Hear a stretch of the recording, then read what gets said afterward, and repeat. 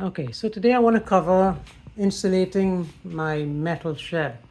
So what I did, I bought some furring strips from Home Depot. They're like $1.53 each plus tax. And as you can see, I wanted to create an air barrier between the metal and the insulation. I'm going to buy 1.5 inch insulation, which should bring it flush to this.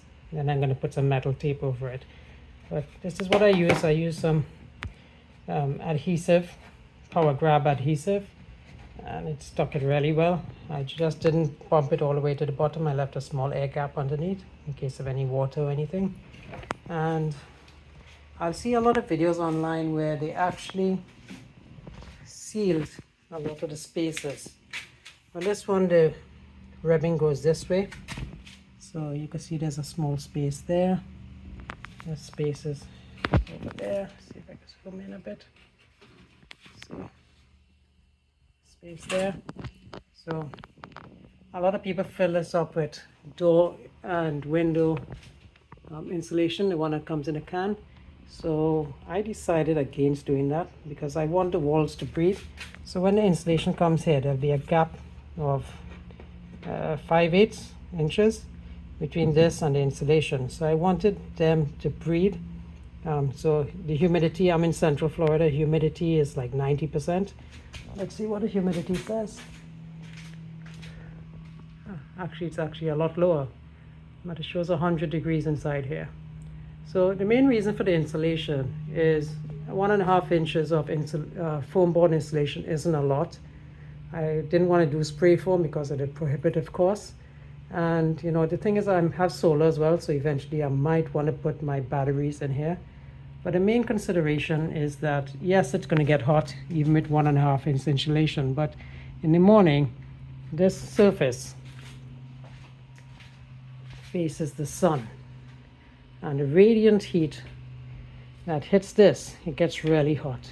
So if you look right now, it shows 106 degrees and the sun isn't even on this surface. So I'm trying to reduce the radiant heat on this surface. The roof, yes, I decided to put insulation up there as well to complete the job. There are solar panels up there, so the sun doesn't really get to hit those panels all that much, get the metal sheeting all that much. And on this surface, I have solar panels vertically mounted on the side. But I decided if I'm doing this surface, I might as well do all of them. So that's the reason for this. I also have a fan, like an attic fan that I purchased with a timer on it. That allows me to set the timer to exhaust the air. So I'm not sure how much that's going to be used, but at least I'll keep the radiant heat down. So that's the plan. I'll come back to you with how the insulation job went. Okay, so this is what we ended up with.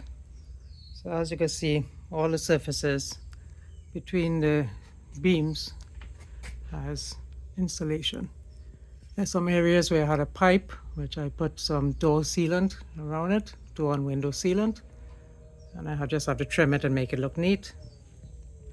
You could see I did the ceiling as well. I wish it didn't have all this writing on it, but I had the silver side, the reflective side, facing inward to reflect the heat back out with the air gap which I showed earlier. So let's have a look at the temperature. So this is a piece of the exposed area. It's 108 degrees. The sun is shining on it. And if I go over here, it's 88 degrees. So I do think over here will warm up pretty hot, but at least the reflective heat, the heat coming off that metal will not warm up here as quickly. So in the future, if I decide to move my batteries, I can do so and put a small air conditioning unit for the hottest part of the day. And the reduced heat in here would also help protect my equipment, like all the rubber hoses and stuff like that that's in here, as well as all my other tools and so on. So I hope this helps. If you have any questions, let me know. Thanks.